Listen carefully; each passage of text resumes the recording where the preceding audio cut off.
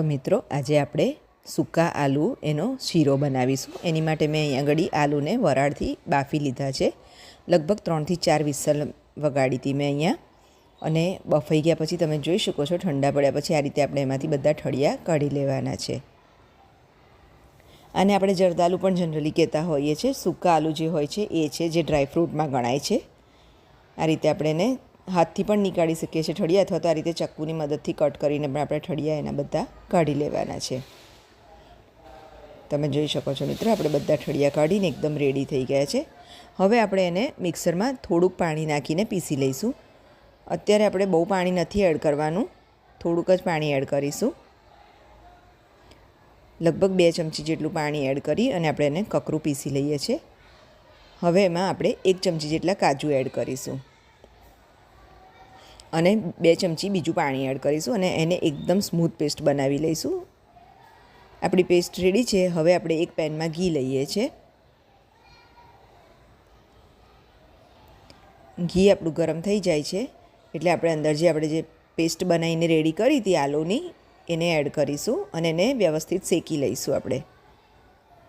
તમે જોઈ શકો છો એકદમ ફાઇન પેસ્ટ બની ગઈ છે ને, બસ આવી જ આપણે પેસ્ટ રાખવાની છે એની, અને હવે એને વ્યવસ્થિત શેકી લેવાની છે કે જેથી અંદર જે પાણીનું પ્રમાણ છે એ પણ બળી જાય અને આલુમાં પણ થોડોક પણ કચાશનો ભાગ હોય તો એ નીકળી જાય અને વ્યવસ્થિત શેકાઈ જાય। આ રીતે આપણે એને સતત હલાવતા જઈએ અને પેનને છોડવાનું બંધ કરે, આલુ પેનને છોડી દે એટલે આપણે એને શેકવાનું બંધ કરીશું। તમે જોઈ શકો છો ને કે પેનને છોડવા માંડ્યા છે આપણો આલુનો પલ્પ। તો હવે આપણે એને સાઈડ પર લઈ લઈશું, એને એક બાઉલમાં ટ્રાન્સફર કરી લઈશું। અરોમાં પણ એકદમ રિલીઝ થવા માંડી છે એની। હવે આપણે ફરી એ જ પેનમાં ઘી ગરમ મૂકીશું અને એમાં આપણે જેટલો આલુનો પલ્પ હતો એના કરતાં અડધો રવો એડ કરીશું। ધારો કે 1 બાઉલ આલુનો પલ્પ આપણો રેડી થયો છે તો આપણે અડધો બાઉલ રવો એડ કરીએ છીએ। રવાને પ્રોપર શેકી લેવાનો છે ઘીમાં। આપણે જે રીતે શીરો બનાવતા હોય છે એ જ રીતે એને શેકી લેવાનો છે। અહીંયા આગળ તમે જોઈ શકો છો ને સરસ શેકાઈ ગયો છે આપણો, થોડો ગોલ્ડન કલર પણ આવવા માંડ્યો છે। હવે આ સ્ટેજ ઉપર તેમાં આપણે દૂધ એડ કરીશું। પાણી પણ એડ કરવું હોય તો કરી શકીએ છીએ અથવા તો દૂધ એડ કરાય। અહીંયા આગળ આપણે જેટલો પલ્પ હોય એટલું દૂધ એડ કરવાનું છે। 1 વાટકી પલ્પ થયો છે તો આપણે 1 વાટકી દૂધ એડ કરીશું અને 3/4 વાટકી ખાંડ એડ કરીશું। હવે દૂધ બળી ગયું છે આપણું એટલે હવે આ સ્ટેજ ઉપર આપણે એમાં ખાંડ એડ કરીએ છીએ। હવે ખાંડનું પણ પાણી બળતા સુધી એને વ્યવસ્થિત શેકી લઈશું આપણે। તમે જોઈ શકો છો હવે આપણો શીરો પણ શેકાઈ ગયો છે। એમાં હવે આપણે આ જે જરદાલુનો પલ્પ રેડી કરે તો શેકીને એ એડ કરી લઈએ છીએ અને એને બરાબર હલાવીને મિક્સ કરી લઈશું।